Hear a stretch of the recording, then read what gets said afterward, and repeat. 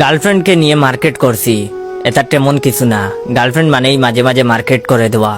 এমন সময় এক সাংবাদিক সামনে দাঁড়িয়ে প্রশ্ন করলো, বাবিকে নিয়ে কেনাকাটা কেমন চলছে?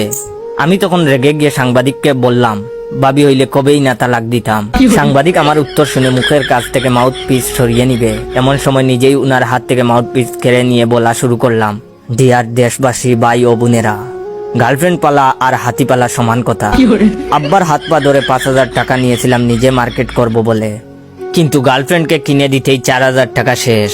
পায়ের সেরা স্যান্ডেল খুলে ক্যামেরার সামনে গিয়ে ধরে বললাম, এই যে দেখুন আমার স্যান্ডেলের অবস্থা। প্রত্যেক দিন ছিঁড়ে গেলে মুচির কাছে যাই সেলাই করতে।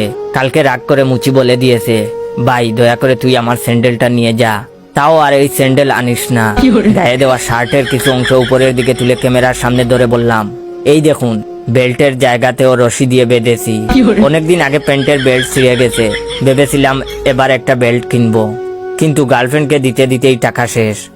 দোকানদারগুলোর কথা আর কি বলবো, মেয়ে মানুষ নিয়ে দোকানে ঢুকলেই 20 টাকা দামের জিনিস 200 টাকা হয়ে যায়। আরে ভাই, বাংলাদেশে 300 টাকার এনার্জি বাল্ব যদি 200 টাকায় ছাড়ে দিতে পারে কোম্পানি প্রচারের জন্য, তোরা কেন এই গরিব দেশের অবাগা প্রেমিকদের জন্য ছাড় দিবি না? এই দেশে কি বিচার নাই? আপনারা ভাবছেন আমার গার্লফ্রেন্ড আমাকে কিছু দেয়নি? হ্যাঁ দিয়েছে, এই যে শাহ আমানতের লুঙ্গি আর সয়াতের গামছা। গার্লফ্রেন্ড কিনে দেওয়ার সময় কি বলেছে জানেন? গরমের এই সময় বাতাসের প্রবাহ ভালো চলাচল করার জন্য নাকি তার এই ব্যতিক্রমী উপহার।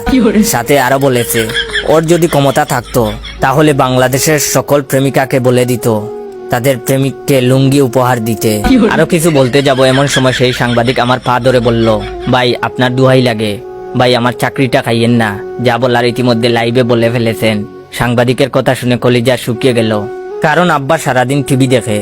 যদি কোনোভাবে এই সংবাদ দেখে ফেলে তাহলে এবার পিঠের উপরে উঠবে। এর মধ্যে দেখি পকেটে ফোন বেজে উঠলো। বের করে দেখি আব্বার ফোন। বয়ে শরীর কাঁপতে লাগলো। পাশে তাকিয়ে দেখি গার্লফ্রেন্ড ও দৌড় দিছে। ফোন রিসিভ না করে রেখে দিলাম।